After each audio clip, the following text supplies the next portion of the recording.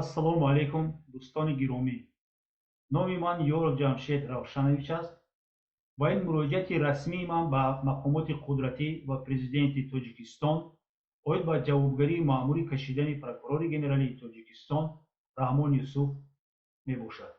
Чӣ хеле аллакай хамаатон медонед, имруз 14 июли 2020 сол дар бинои Прокуратураи генералии ҷумҳурии Точикистон нишасти матбуоти бо иштироки прокурори генерали ва муовинони он баргузор шуд. Прокурори генерали ба саволхои рузноманигорон ҷавоб дод ва оиди он ки чӣ гуна ин ҷавобҳо дуруст буданду ба талаботҳо мувофиқ буданд, мувофиқ набуданд, мо айни ҳол баҳс намекунем, сухан намеронем. вобаста ба ин рӯзи дигар насиб бошад як барномаи дигар пешниҳод мекунем. айни ҳол ман диққати шуморо ба як чизи дигар мехостам равона кунам ки вобастагӣ ба ин муроҷиати фоло кардаи ман дар бораи оғози парвандаи ҳуқуқвайронкунии маъмури нисбати Раҳмон Юсуф мебошад. пеш аз он гуфтанӣ ҳастам ки прокурори генерали ин сардори мақомоте мебошад ки ба он вобаста карда шудааст ки риояи дақиқ ва якхелаи қонунҳоро дар қаламрави ҷумҳурии Точикистон бояд таъмин кунад ва назорат кунад. яъне ин ашхос, сардори чунин мақомот бояд ашхосе бошад ки худ ягон ҳуқуқвайронкунӣ содир накунад. ҳатто ҳуқуқвайронкунӣ дар бораи ҷиноят умуман гап намезанем. ва дар акси ҳоле ки агар худи прокурори генерали, сардори чунин мақомоти бонуфуз даст ба ҳуқуқвайронкуниҳо ақлан мезанад, чунин ашхос сазовори ин мақом нест ва бояд фавран нисбаташ парванда оғоз карда шаваду ва аз вазифа озод карда шавад. дар сабти нишасти матбуоти ки дар шабакаҳои интернетӣ аз рӯи суратҳое ки дар шабакаҳои интернетӣ дар натиҷаи гузаштани ҳамин нишаст гирифта шуда паҳн шудааст, мо мебинем ки Раҳмон Юсуф ва ду муовини он даст ба қонуншиканӣ зада истоданд. ва ин ҳам дар мавриде ки сухан дар бораи қонунҳо ва самаранокии фаъолияташон гуфта гузаштаанд.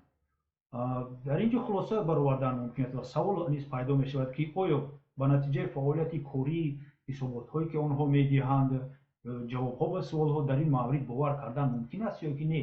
вақте ки худи ҳуқуқвайронкунанда ҳисобот медиҳад ки дар мақомоте ки ӯ зери итоати ӯ аст ягон ҳуқуқвайронкунӣ нест. чӣ хеле ки ҳамаи шумо медонед, ба наздикӣ тағйирот ва илова ба қонунгузории ҷумҳурии Точикистон оиди вазъи кардани ҷавобгарӣ барои бениқоб ҳузур доштан дар ҷойҳои ҷамъиятӣ ва сироят кардани ашхос ба касалиҳои сирояткунанда, аз он ҷумла ба коронавирус 19 ҷавобгарӣ муқаррар карда шудааст, ҷавобгарӣ вазъин карда шудааст. дар ин нишасти матбуотие ки мо мебинем, Раҳмон Юсуф умуман ниқоб надорад. диққат кунед, бениқоб суханронӣ карда истодааст.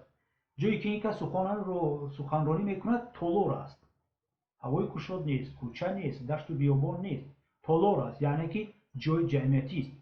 тамоми рузноманигорон, наворбардорон бо ниқоб мебошанд ва муқаррароти қонунро риоя карда истоданд. савол: чаро Раҳмон Юсуф ва муовинони ӯ ва талаботи қонун туф карда бе ниқоб дар ҷои ҷамъиятӣ ҳузур доранд? ё қонун барои онҳо умуман вуҷуд надорад, ё ки ин қонун интихобан татбиқ карда мешавад? магар ҳазрати олӣ Раҳмон Юсуф аз эмомалӣ Раҳмон ягон бартарӣ дорад? мақоми ӯ болотар аст? чӣ хеле ки мо медонем, дар Тоҷикистон фақат як нафар, он ҳам эмомалӣ Раҳмон, аз ҳама гуна ҷавобгарӣ дар назди қонун озод аст, чӣ ҷавобгарии гражданӣ, ҷиноятӣ ва ё маъмурӣ. вале новобаста аз ин имтиёзҳо, диққат кунед, президент дар ҷойҳои ҷамъиятӣ бениқоб пайдо намешавад. ба хотир биёред, дар вақти ифтитоҳи роҳи Секабата дар душанбе эмомалӣ Раҳмон ва Рустами эмомалӣ дар кӯча бо ниқоб буданд ва бо ниқоб гап мезаданд.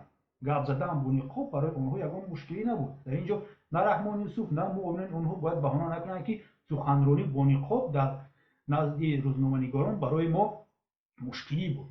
чуноне ки як вакили ҳизби халқи демократӣ гуфта буд ки бо кӯлоҳ суханронӣ мушкилӣ дорад, онҳо дар ин ҷо бояд баҳона наёранд ки бо ниқоб сухан рондан мушкилӣ буд, чунки сарвари давлат ва дуюм одами давлат дар ҷои ҷамъиятӣ, дар кӯча, дар ҳавои тоза кушод бо ниқоб гап мезананду ин ашхос прокурори генерали Раҳмон Юсуф ва муовинони ӯ дар толори маҳкам дар ҳузури бисёр ашхос бениқоб гуфтугӯ мекунанд ва дар ҷои ҷамъиятӣ бениқоб ҳузур доранд.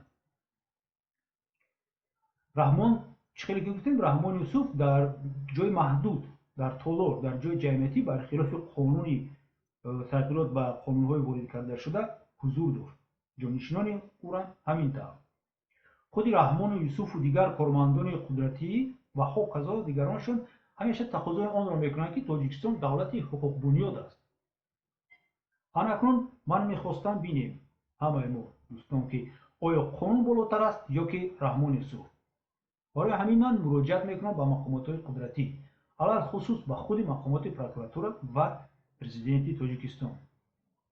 мо дида эҳсосидем, ки шумо ҳамавақта вобаста ба муроҷиатҳои шаҳрвандон дар шабакаҳои иҷтимоӣ гоҳ ягон албош, гап парто ба занону духтарон ва ё дигар содиркунандаи ҳуқуқвайронкуниҳои маъмуриро боздошт мекунед ва аз натиҷаи он муфассал дар расонаҳо паҳн мекунед бо нишон додани расму русуми онҳо, дар дасташон белу ҷорубу ғайраву ғайра. аз ҳамин лиҳоз ва агар шумо дар ҳақиқат мустақил бошед, ин макомотҳо волояти қонун барои шумо азизу муқаддас бошад, пас ин муроҷиати манро низ барои тафтиш ва чорабиниҳои зарурӣ бояд қабул кунед. бинед, аз ҷиҳати қонун кирдори Раҳмон Юсуф ва муовинони ӯро метавонанд ҳуқуқвайронкунии маъмурӣ ҳисоб кард, чунки ҳар чор унсури ҳуқуқвайронкунии маъмурӣ дар ҳаракатҳои ин ашхос ҷой дорад. якум унсур ин объекти ҳуқуқвайронкунӣ мебошад, ки дар ин ҳолат объекти ҳуқуқвайронкунӣ ин бехатарӣ, санитарию, эпидемиологӣ ва саломатии аҳолӣ дар шароити паҳни касалиҳои сирояткунанда аст. дуюм унсур тарафи объективии ҳуқуқвайронкунии маъмурӣ. тарафи объективии ин ҳуқуқвайронкунӣ ин бениқоб дар ҷои ҷамъиятӣ ҳузур ва суханронӣ намудан мебошад, ки аз тарафи Раҳмон Юсуф ва муовинонаш содир карда шудааст. унсури сеюми ҳуқуқвайронкунӣ субъекти ҳуқуқвайронкунии маъмурӣ, яъне шахси мансабдор, дар ин ҷо прокурори генерали Раҳмон Юсуф Аҳмадзод ва ду муовини он. чорум тарафи субъективии ҳуқуқвайронкунии маъмурӣ, яъне ин гуноҳ дар шакли нияти бевосита мебошад. барои чӣ нияти бевосита ман мегӯям? барои он ки Раҳмон Юсуф прокурори генерали дар вақти нишаст дар муқобили шумораи калони наворбардорон ва журналистон ҳузур дошт, ки медид, ки ҳамаи онҳо ниқоб доштанд ва Раҳмон Юсуф наметавонид фаромӯш кунад ин тағйирот ва иловаҳое, ки ба қарибӣ ба қонунгузории Тоҷикистон бо дастгирии худи ӯ низ татбиқ карда шуданд. агар ин қонунҳои солҳои 1930, 1940 ва солҳои 50-уми асри гузашта мебуданд, шояд Раҳмон Юсуф аз вуҷуди ин қонунҳо аллакай фаромӯш мекард ва чизе дар ёдаш набуд. вале дар ин ҷо мо мебинем, ки дар рӯ ба рӯяш шумораи калони наворбардорон, журналистон ва дигар ашхос бо ниқоб истоданд, бо ниқоб савол медиҳанд ва оиди он ки қонун нав қабул карда шудааст худи Раҳмон Юсуф низ маълумот дорад. аз ин ҷо фақат як хулоса мебарояд, ки ин шакли гуноҳ аз беэҳтиётӣ нест. ин шакли гуноҳ нияти бевосита аст, ки зарар дорад. ин чор унсуре буданд, ки шумо наметавонед мавҷудияти онҳоро рад кунед ва ҳамин чор унсур асоси оғози парвандаи маъмурӣ нисбати прокурори генерали ва ду муовини он шуда метавонад. хотиррасон мекунам, ки муроҷиати ман дар асоси талаботҳои қонунҳои амалкунандаи ҷумҳурии Тоҷикистон иборат мебошад ва яке аз қонунҳое ки ман мехостам, яке аз талаботҳои қонуне ки ман мехостам диққати шуморо, аризақабулкунҳоро ба он ҷалб кунанд, ин сархати сеюми қисми якуми моддаи 81 кодекси мурофиавии ҳуқуқвайронкунии маъмурии ҷумҳурии Тоҷикистон мебошад. با اون شناس شوید و ببینید که سخنان من آغاز پرونده مأموری نسبتی پروکورори گنرالی و دیگر اشخاص درست می باشد و قانونی است. تمام دلیل هایی که حقوق ویرانکنی های رحمان یوسف و مؤمنان آن در شبکه‌های اجتماعی را نشان میدهند شما میتونید از این شبکه‌ها یابید. و غیر از این در تالار рузноманигорон буданд, дар толоро наворбардорон буданд, ки бе пешниҳоди навор ҳам бениқоб будани Раҳмон Юсуф ва суханронӣ кардани онро дар ҷои ҷамъиятӣ, ки бе ин ҳам ҷои ҷамъиятӣ маҳдуд аст, тасдиқ мекунанд. ва дар охир шумо кормандони ҳукуматӣ ва қудратии Тоҷикистон дар нишастҳо ва суҳбатҳоятон бисёр ибораи касе ба ин савол ё ба ин масъала ба мо муроҷиат накардааст гуфтанро истифода мебаред. акнун ки ман расман ба шумо ва президенти Точикистон оиди ба ҷавобгарии маъмури кашидани прокурори генералии Точикистон Раҳмон Юсуф Аҳмадзод ва ду муовини он муроҷиат мекунам, вазифа доред ки ба муроҷиати ман ҷавоб диҳед, онро баррасӣ кунед ва нисбати оне ки чӣ чора андешидед вобаста ба муроҷиати ман ба ман ҷавоб диҳед. дар сурати чун ҳамеша хомӯш буданатон ва баҳонаҷӯиятон шумо аз он ҷумла мехостам диққат ва мухотаб ба сарвари давлат низ кунам. як бори дигар исбот мекунед ки дар ҷумҳурии Тоҷикистон дар назди қонун ҳама баробар нестанд. исбот мекунед ки дар Тоҷикистон талаботи қонун интихобан татбиқ карда мешаванд. шумо исбот мекунед ки тамоми кӯшишҳои шумо гӯё кӯшишҳое ки шумо мекунед барои ислоҳоти мақомоти қудратӣ ва системаи адолат ва системаи адлия бесамаранду бенатиҷа ҳастанд ва ягон нияти аслии тағйирот дар системаи адлия ва мақомоти қудратӣ намекунед. ва дар охир барои пешгирӣ кардани баҳонаи шумо ки ин муроҷиат ба тариқи воситаи ахбори омма паҳн нашудаасту ва аз ин лиҳоз шумо онро наметавонед баррасӣ кунед, ман кӯшиш мекунам ки онро ба тарз ва ба тариқи ягон воситаи ахбори омма новобаста аз оне ки он воситаи ахбори омма дар Тоҷикистон ба қайд гирифта шудааст ё гирифта нашудааст, он воситаи ахбори омма ҳисоб мешавад ва дар давлати мавҷудаи худаш фаъолият мекардагии худаш чун воситаи ахбори омма ба қайд гирифта шудааст, ба воситаи ҳамон як бори дигар низ ин муроҷиатамро паҳн кунам. ва дар ин маврид шумо дигар ягон роҳе надоред ба ғайр аз оне ки муроҷиати манро баррасӣ кунед. хеле ки гуфтам, сархати сеюм қисми якуми моддаи 81 кодекси мурофиавии ҳуқуқвайронкунӣ маъмури ҷумҳурии Тоҷикистон ба ман чунин иҷозат медиҳад ва ба шумо бошад ва шуморо чунин вазифадор мекунад ки муроҷиати ман баррасӣ карда шавад ва ба ман натиҷаи баррасиаш равон карда шавад. савол агар дошта бошед ба ман ва ё аз натиҷаи баррасии аризаам ба ман ягон чиз ирсол карданӣ бошед натиҷаи баррасиатонро, пас ба ман шумо ба рақамҳое ки ман ҳоло дар ҳамин ҷо меорам метавонед муроҷиат кунед. дар тамоми шабакаҳои иҷтимоӣ манро метавонед ба ҳамин рақам метавонед ёфт, мисол дар имо, вайбер, ватсап, фейсбук, телеграм, дигару дигар. ман ҷавоби шуморо интизор ҳастам ва як бори дигар аз шумо хоҳиш ва талаб мекунам ки қонунро аз ҳама боло доред.